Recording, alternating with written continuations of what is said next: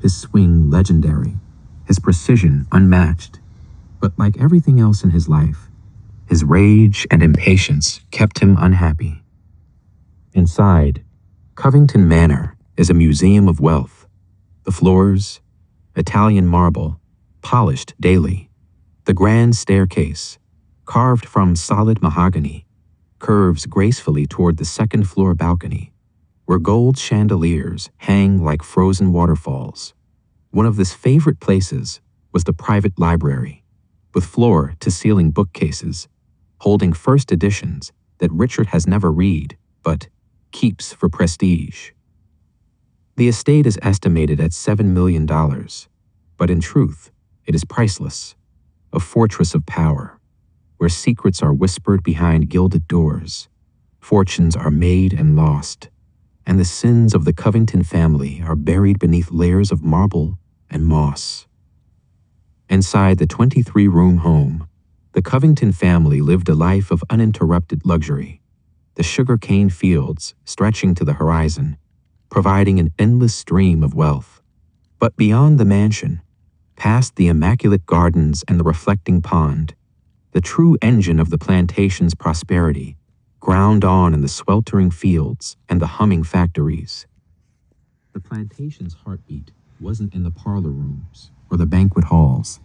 It was in the relentless work of black laborers, many of them descendants of the enslaved men and women who had once toiled on this very land.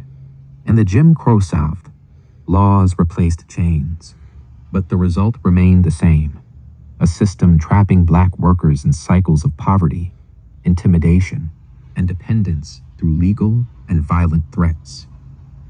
Life on the plantation was hard. The sugarcane fields were an ocean of green, and the work was grueling. The air hung thick with the scent of molasses, and even before the sun had fully risen, sweat dripped from the brows of the laborers.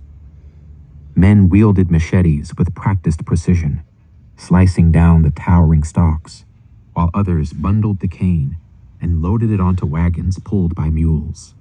The work was back-breaking, dangerous, and endless. The sharp edges of the cane leaves could cut through skin like paper, and the humidity and heat were merciless, turning the fields into an inferno by midday. Supervisors, white men on horseback, patrolled the rows, ensuring that no one slacked, their presence a silent threat. The plantation owners paid the workers, but barely enough to survive, and most lived in company-owned shacks on the plantation. At night, in the shanty town behind the primary fields, families gathered in the dim glow of kerosene lanterns, their laughter and music drifting on the warm air, an act of defiant joy in the face of oppression. But everyone knew to keep their heads down, to never challenge the system, for the night riders were real, and a whisper of defiance could lead to a visit from men in white hoods. At the center of the plantation's operations was the Covington Sugar Mill, a smoke-belching monster that ran day and night, turning raw cane into refined sugar. The metal gears and massive rollers crushed the cane, extracting the sweet juice, which was then boiled, crystallized, and bagged for shipment. The factory was a marvel of its time, and Charles the Colonel Covington II, the patriarch of the family and founder of the official company, had spared no expense in ensuring that it remained at the cutting edge of technology and that the press knew all about it.